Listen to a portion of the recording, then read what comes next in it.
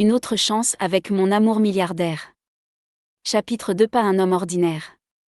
Dès que Rena est entrée dans la maison, elle a trouvé Héloïse assise dans le canapé, hébétée. Les yeux rouges d'Héloïse donnaient l'impression d'avoir pleuré. Rena a regardé autour d'elle et a demandé avec anxiété : « Qu'est-ce qui s'est passé, Héloïse ? Où est papa ?» Héloïse était la deuxième femme du père de Rena. La femme n'a pas pu s'empêcher de s'effondrer à l'évocation de son mari. Harold est tellement cruel. Quand le groupe Moore était en difficulté il y a quelques années, tu ne l'as jamais abandonné. Maintenant que leur entreprise a retrouvé son équilibre, non seulement il t'a largué, mais aussi il a essayé d'envoyer ton père en prison. Ton père est maintenant au centre de détention à cause de ce garçon ingrat. Après une courte pause, Rena a dit à voix basse : « Laisse-moi parler à Harold. » Même si Rena et Harold avaient rompu, ils étaient ensemble depuis longtemps. Rena pensait qu'Harold ne serait pas aussi impitoyable.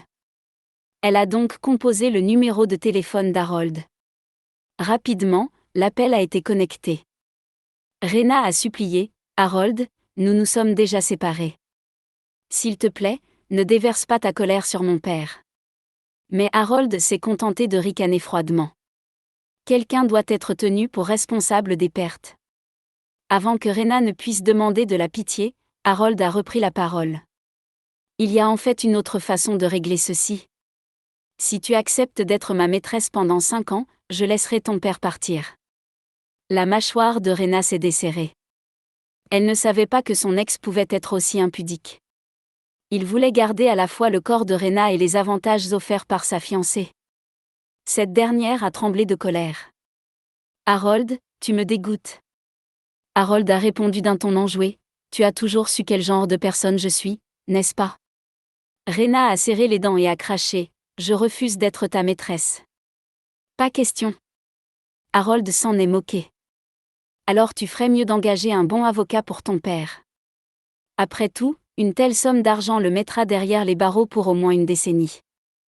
Rena a répliqué : « J'engagerai le meilleur avocat du pays. » Veux-tu dire Whelan ? A demandé Harold avec un petit rire suffisant. As-tu oublié que c'est mon futur beau-frère ? Penses-tu qu'il t'aidera vraiment pour le procès ? Rena a serré les poings si fort que ses jointures sont devenues blanches. Elle n'a trouvé aucun mot pour réfuter. Harold a souri et a ajouté : « Rena, j'attendrai que tu me supplies de te reprendre. » Rena a raccroché brusquement le téléphone, trop furieuse pour continuer à écouter les conneries de cet homme. Ayant entendu leur conversation, Héloïse a maugréé : « Ce salaud. » Ne t'inquiète pas, Rena. Nous ne le laisserons jamais te faire du mal. Des larmes de colère ont coulé sur les joues d'Héloïse. Mais Harold a raison. Monsieur Fowler est son futur beau-frère. Pourquoi nous aiderait-il ? Rena, il doit y avoir une solution. Rena a baissé la tête. Au bout d'un moment, elle a dit à voix basse : « J'ai rencontré Monsieur Fowler une fois. Je vais tenter de le convaincre. » Héloïse l'a regardée avec incrédulité. C'était une femme particulièrement perspicace. Alors seulement, Héloïse a remarqué que Rena empestait l'alcool. En voyant le manteau de l'homme drapé autour de ses épaules, elle a deviné ce qui s'était passé. Mais elle était réticente à interroger Rena à ce sujet. Il était difficile pour Rena de retrouver Whelan. Dans le hall du cabinet d'avocat Sterling, la réceptionniste a poliment rejeté la demande de Rena. « J'ai bien peur de ne pas pouvoir vous laisser monter sans rendez-vous, madame. » Rena s'est pincé les lèvres, regrettant de ne pas avoir pris la carte de visite de l'homme hier soir. « Si je prends rendez-vous maintenant, quand pourrai-je le voir ? » a-t-elle demandé anxieusement. La réceptionniste a vérifié et a répondu : « Dans un demi-mois. » Le cœur de Rena s'est effondré. À ce moment-là, les portes de l'ascenseur se sont ouvertes et un homme et une femme en sont sortis. L'homme n'était autre que Whelan. Il portait un costume noir sur mesure, ressemblant au top premier de la société. En revanche, Rena ne connaissait pas la femme. Elle avait l'air d'avoir une trentaine d'années et était très sexy. Les yeux de Whelan ont croisé ceux de Rena, mais il a fait comme s'il ne la connaissait pas et a raccompagné la cliente jusqu'à la porte. Whelan a serré la main de la femme et lui a dit au revoir.